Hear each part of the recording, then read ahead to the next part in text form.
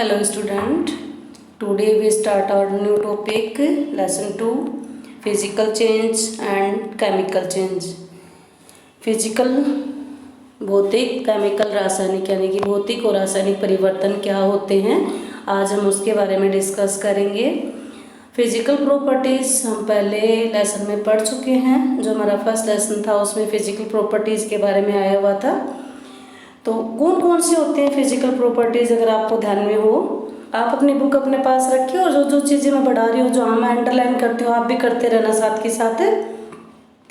Physical properties किसी भी substance की वो होती हैं, जैसे उसका कलर क्या है, हार्डनेस कैसी, स्टेट क्या है, rigidity, fluidity, density, melting point, boiling point etcetera are the physical properties. यानी किसी भी पदार्थ का रंग कैसा होता है, वो ठोस, द्रव या गैस फॉर्म में है, कठोर है, फ्लूडिटी यानी उसके अंदर बहाव होता है या नित्य बह सकता है या नहीं बह सकता है, ये चीज़ें। डेंसिटी घनत्व पर वॉल्यूम एरिया में कितना उसका एरिया, उसने एरिया में उसका कवर कर रखा है अपना स्पेस।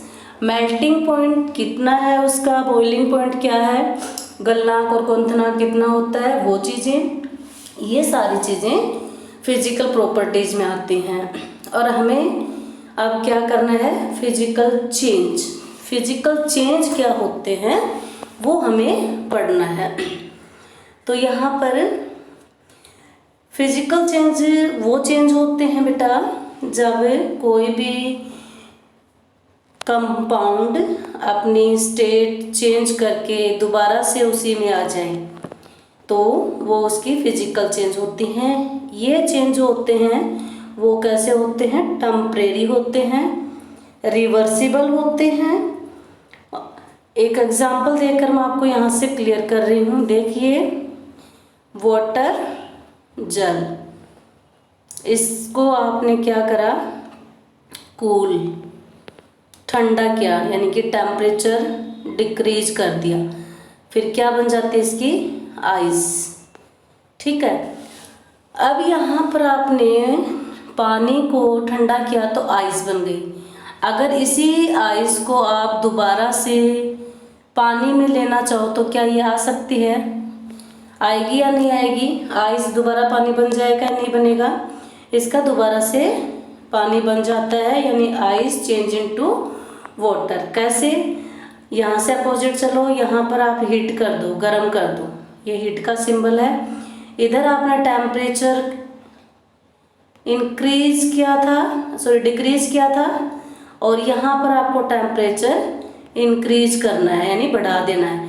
टेम्परेचर यदि कम करते हो किसी चीज़ का, वाटर का, तो आइस में बदल जाएगा। आइस को दोबारा से वाटर में लाना है तो टेम्परेचर बढ़ा देना है, डिक्रीज नहीं करेंगे, यहाँ पर इंक्रीज करेंगे, अपोजिट फॉर्म हो गई। तो ये जो चेंज हुआ वो आपका कौन सा चेंज हो गया, फिजिकल चेंज, यानी जिसमें कोई भी नई चीज़ ना बने, उसकी प्रॉपर्टी सेम रहे, जो रिवर्सिबल हो, एक बार बन गया दोबारा उसी फॉर्म में आ जाए, तो ये रिवर्सिबल हो गया, उत्क्रमणीय हो गया, प्रॉपर्टीज़ में कोई परिवर्तन नहीं हुआ।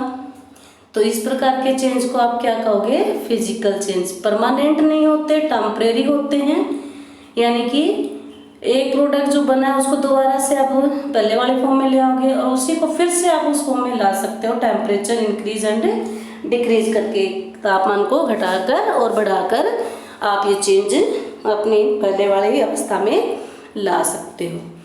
इसके बाद है केमिकल चेंज। केमिकल चेंज में क्या होता है बेटा, इसमें ये होता है कि जो चीज़ हमने फिजिकल चेंज में पढ़ी है उसका अपोजिट हो जाएगा। अगर बात करें हमारे पास मिल्क है, ठीक है, मिल्क, और मिल्क के अंदर आपने 1-2 ड्रॉप कर्ड की डाल दिया, दही डाल दिया, और इसको 5-6 घंटे के लिए छोड़ दिया। अर्ली इन द मॉर्निंग आप देखते हो दूध से दही बनता है, कर्ड बन गया। ठीक है, अब यहाँ पर प्रॉपर्टीज़ की बात करेंगे। मिल्क की जो प्रॉपर्टीज़ होती हैं वो कैसी होती हैं, लिक्विड होता है मिल्क, वाइट इन कलर होता है, और टेस्ट इसका जो होता है वो स्वीट यानी मीठा होता है। अब बात करें कर्ड की प्रॉपर्टीज़ की। कर्ड जो होता है वो लिक्विड फॉर्म में नहीं होता, कोलाइडल सा फॉर्म होता है इसका, ना ये सॉलिड होता है इतना, ना ही लिक्विड, बीच वाली स्टेट होती है इसकी। टेस्ट आपको पता है, खट्टा होता है, कर्ड होता है। अब इसी कर्ड को क्या आप मिल्क में चेंज कर सकते हो? क्या ये मिल्क में चेंज हो जाएगा? ये दोबारा से दही का दूध नहीं बनेगा। तो यहाँ कौन सा चेंज हो गया? Chemical change. It means it is irreversible और ये परमानेंट बन चुका है। तो यहाँ पर जो प्रॉपर्टीज़ मैंने आपको बताई हैं 3-4 पॉइंट फिजिकल और केमिकल चेंज में, वो क्या क्या बताए हैं ये ध्यान में रख लेना। फर्स्ट, प्रॉपर्टी जो होंगी इसकी प्रोडक्ट की वो सेम नहीं होंगी, डिफरेंट होंगी। सेकंड, इरिवर्सिबल होता है, एक बार बन चुकी जो चीज़ वो बन जाएगी, दोबारा से उस फॉर्म में नहीं आएगा वो जिस फॉर्म में था।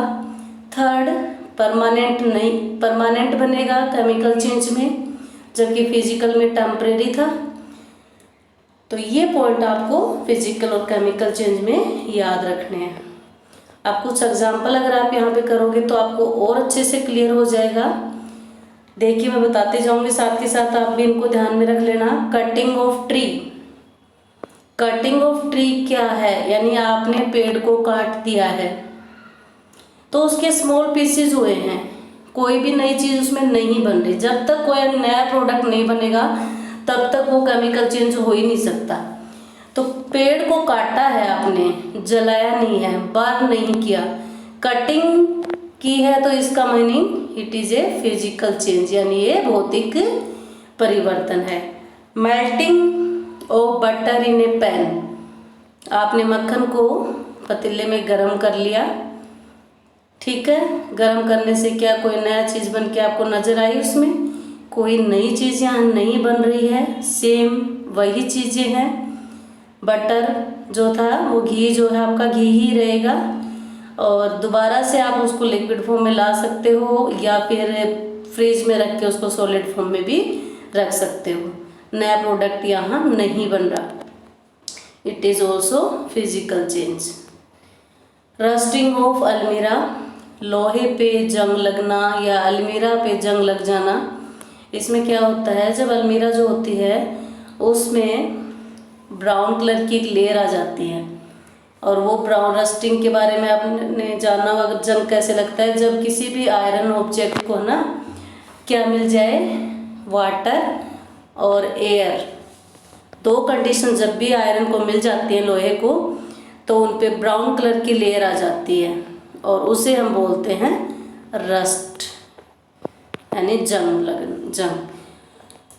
तो यहाँ एक नया प्रोडक्ट बन रहा है रस्ट, और ये रस्ट जो है एक बार बन गया तो ये नहीं है कि इसको दोबारा से आप आयरन में चेंज कर सकते हो। जंग और आयरन, लोहा और जंग दोनों अलग अलग प्रोडक्ट हैं, तो यहाँ पर ये न्यू प्रोडक्ट बन रहा है, इसलिए क्या हो जाएगा बेटा? Chemical change. ये एक रासायनिक परिवर्तन है, क्योंकि हमारे यहाँ नई चीज़ बन गई है। Boiling of water to form steam. पानी को गर्म करो, वेपर बन जाएंगे, स्टीम बन जाती हैं। तो क्या चेंज है ये? Physical change. उसी स्टीम को आप ठंडा करो, पतीले में पानी गर्म किया, वेपर बनने लग गई, प्लेट से आप उसको कवर कर दो, कुछ समय के लिए 2-3 घंटे के लिए छोड़ दो उसे, और फिर आप वाटर की ड्रॉपलेट्स जो है इनर सरफेस पे आपको दिखाई दे जाएंगी। इसका मतलब क्या हुआ? ये चीज़ें जो थी, आपने वाटर को वेपर में चेंज कर दिया और वेपर को दोबारा से वाटर में, तो क्या चेंज आ जाएगा? Physical change. समझ में आ गया? अगला है passing of electric current through water and the water breaking down into oxygen and hydrogen gases. पानी के अंदर करंट पास करते हैं तो 2 गैस प्रोड्यूस होती है। कौन कौन सी? Oxygen and hydrogen. ये पानी का फार्मूला है H2O। इसमें आपने इलेक्ट्रिक करंट पास किया, बन गई आपकी हाइड्रोजन गैस और ऑक्सीजन गैस। ठीक है, नए प्रोडक्ट बन रहे हैं दोनों, ऑक्सीजन और हाइड्रोजन, तो यहाँ पर केमिकल चेंज हो जाएगा ये। इसके बाद है dissolving common salt in water.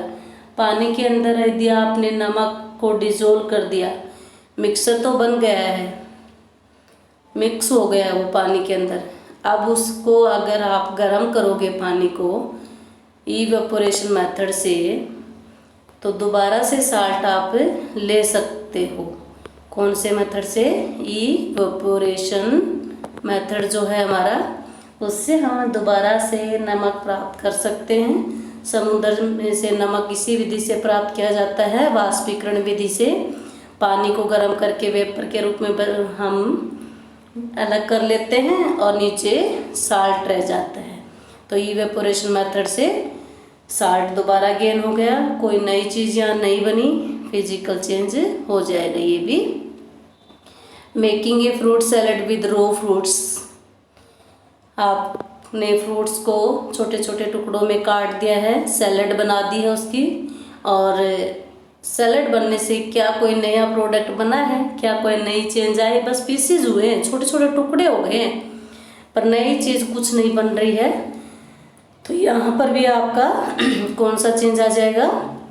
Physical change, क्योंकि नई चीज़ बनी नहीं। Burning of paper and would.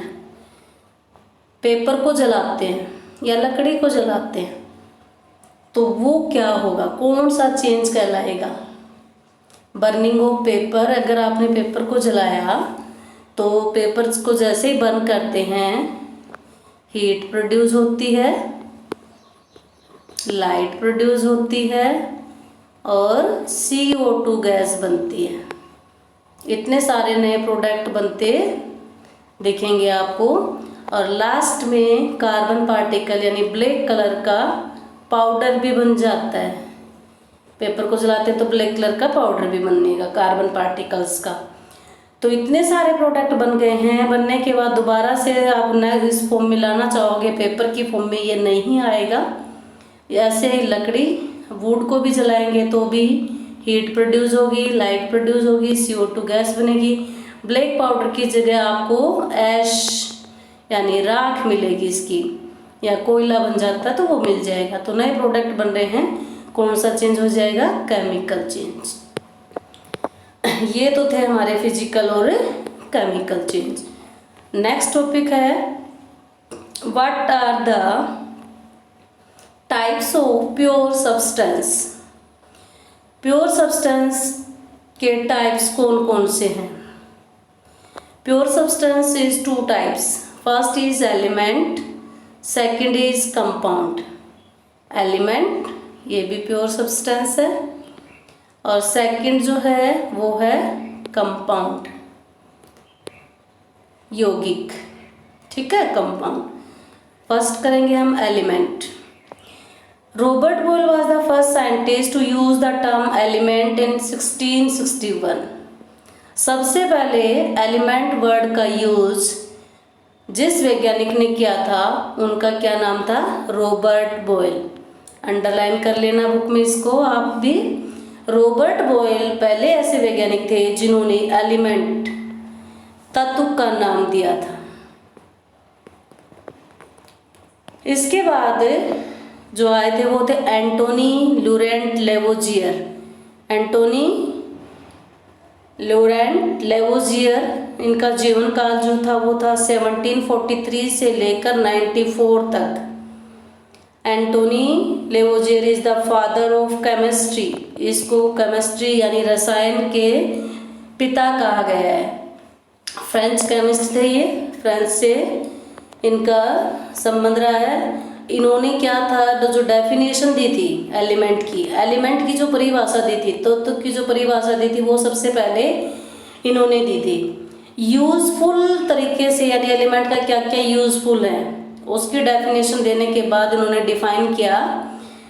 क्या बताया? He define an element as a basic form of matter that can not be broken down into simpler substance by the chemical reaction. इस sentence में ये बता रहा था हमें कि कोई भी जो एलिमेंट होता है वो एलिमेंट किसी भी रासायनिक अभिक्रिया में इन ए केमिकल रिएक्शन रिएक्शन के अंदर वो और अधिक टुकड़ों में ब्रेक डाउन नहीं हो सकता।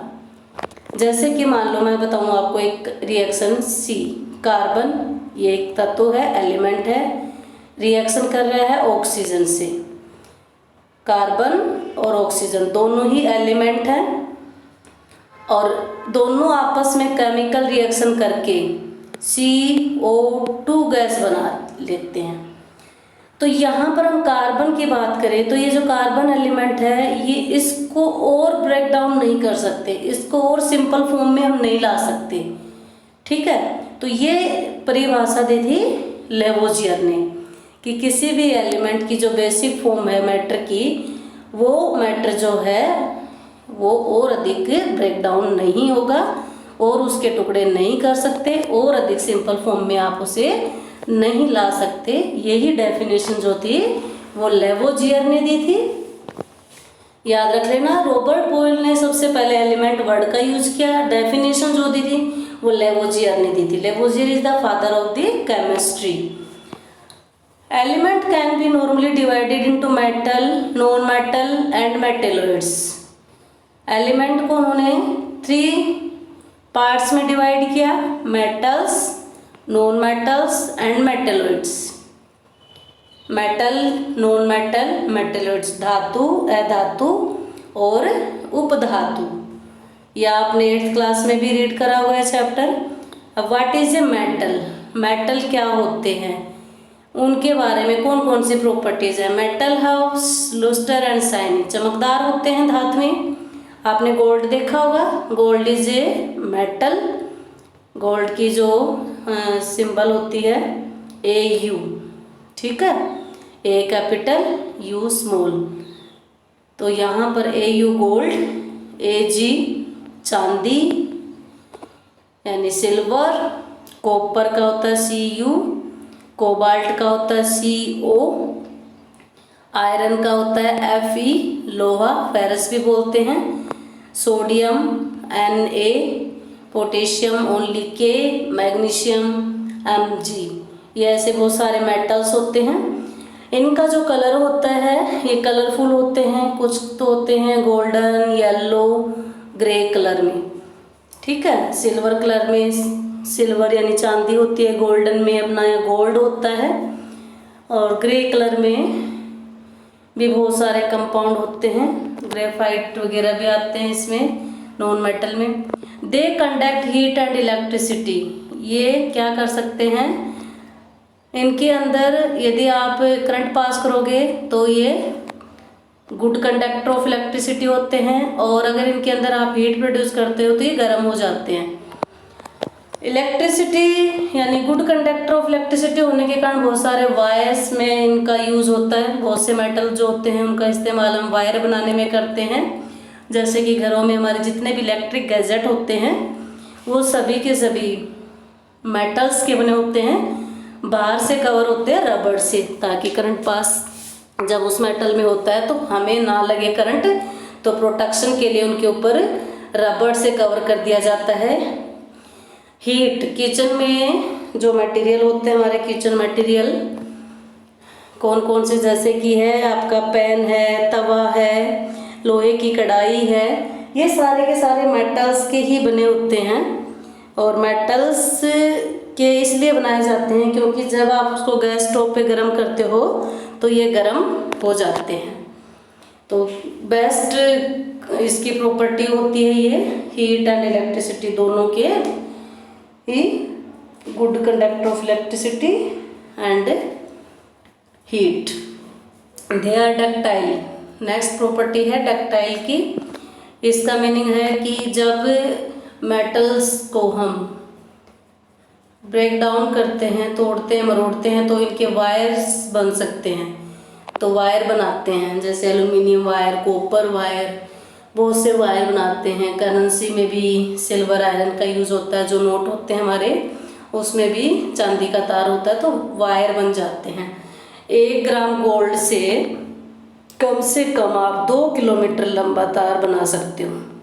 2 किलोमीटर लंबा वायर बना सकते हो, किससे? 1 ग्राम गोल्ड से, यानी 1 ग्राम सोने से आप कम 2 2 किलोमीटर लंबा तार खींच सकते हो। तो ये इसकी डक्टाइल प्रॉपर्टी है, तन्यता है। दे आर मेलिएबल, आघातवर्धनता, जब इनको पीट कर चद्दर का रूप दे दे तो उस प्रॉपर्टी को मेलिएबल कहते हैं। यानी इसके हम चद्दर के रूप में, शीट्स के रूप में पतली पतली शीट बना सकते हैं, और इतनी पतली बना सकते हैं कि इसका इस्तेमाल हम फॉइलिंग पेपर में करते हैं। जो फॉइलिंग पेपर होता है जिस पे आप अपना खाने को पैक करते हो, वो एल्युमिनियम की बनी होती है। सिल्वर कलर की जो पॉलीथीन आप अपने चपाती या पराठे को जिसके अंदर फोल्ड करते हो, तो वो किसकी बनी होती है? एल्युमिनियम की। तो एल्युमिनियम से आप शीट बना सकते हो। इसके अलावा इनकी मोटी शीटें भी बनती हैं, जैसे गेट वगैरह लगाते हैं, या स्कूल बस, जितने भी व्हीकल्स ऑटोमोबाइल्स होते हैं उनमें आयरन की शीट होती है। वो अलग चीज़ है कि वो मेटल्स अकेला आयरन नहीं होता, उसमें मिक्स कर लेते हैं। एलॉयज होता है, वो मिश्र धातु होता है, कई धातुओं से मिलकर बनी होती हैं। इसके बाद दे आर सोनरस। सोनरस का मतलब ध्वनि, ये आवाज़ उत्पन्न करते हैं। जब भी आप जो हमारे मेटल्स होते हैं उन पे किसी भी चीज़ से स्ट्राइक करते हो, थोड़े से चोट पहुंचाते हो, तो उनमें आवाज़ आएगी। जैसे कि स्कूल बेल, स्कूल की जो घंटी होती है वो लोहे की होती है। जब उस पर आप किसी भी चीज़ से चोट पहुंचाओगे तो उसमें आवाज़ उत्पन्न होगी, ध्वनि उत्पन्न होगी, सोनरस। ये गुण किस में होता है? धातु में। कुछ एक एग्जाम्पल दिए हुए हैं, gold, silver, copper, iron, sodium, potassium, ये मेटल हैं। मरकरी भी एक मेटल है। मरकरी एक ऐसा मेटल है जो कि रूम टेम्परेचर पे लिक्विड होता है। जितने भी धातुएं होती हैं, मेटल्स होते हैं, वो सभी के सभी सॉलिड होते हैं। केवल मरकरी ही एक ऐसा मेटल है जो कि रूम टेम्परेचर पे लिक्विड है। ये बहुत इंपॉर्टेंट क्वेश्चंस है, कई बार आपके 1 मार्क्स में पूछा भी जाता है कि कौन सा धातु जो है वो कमरे के तापमान पर तरल अवस्था में होता है, यानी लिक्विड एट रूम टेम्परेचर। तो आपको बताना है मरकरी, जो कि थर्मामीटर में फिल करते हैं टेम्परेचर मेजर करने के लिए बॉडी का। नेक्स्ट टॉपिक है non metal. Non metals usually show some of all the following property. They display variety of colour. इनके बहुत सारे कलर होते हैं, जैसे chlorine, bromine, iodine purple colour में होती है। तो इनके कलर ये बहुत अधिक मात्रा में कलरफुल मिलेंगे आपको। इसके बाद है they are poor conductor heat and electricity. इनमें ना तो करंट आता है और ना ही हीट प्रोड्यूस होती है। दे आर नॉट लुस्ट्रस, सोनरस और मेलिएबल। जो कैरेक्टरिस्टिक्स या जो प्रॉपर्टीज मेटल्स की थी वो इनके अंदर नहीं होती। ना ये चमकदार होते हैं, ना ये आवाज़ उत्पन्न करते हैं, ना ये तन्यता उत्पन्न करते हैं, ना मेलिएबल आघातवर्धनता होती है इनमें। ये प्रॉपर्टीज इनके अंदर नहीं होती है। एग्जाम्पल देखिए नॉन मेटल के, hydrogen, oxygen, iodine, carbon, bromine, chlorine, ये एलिमेंट जो हैं नॉन मेटल्स के हैं। अब है मेटेलॉइड्स। मेटेलॉइड्स के एग्जाम्पल हैं बोरोन, सिलिकॉन, जर्मेनियम। यानी दोनों इनके अंदर मेटल और नॉन मेटल दोनों की प्रॉपर्टीज होती है। अब है कंपाउंड। मेटल, नॉन मेटल और मेटेलॉइड्स में जो भी एलिमेंट हमने पढ़े हैं उनको ध्यान में रखकर अब बन जाते हैं कंपाउंड। कंपाउंड क्या होते हैं? जब 2 या 2 से अधिक मेटल आपस में रिएक्शन कर लें और एक सब्सटेंस बना लें तो उसे कहेंगे कंपाउंड। जैसे कि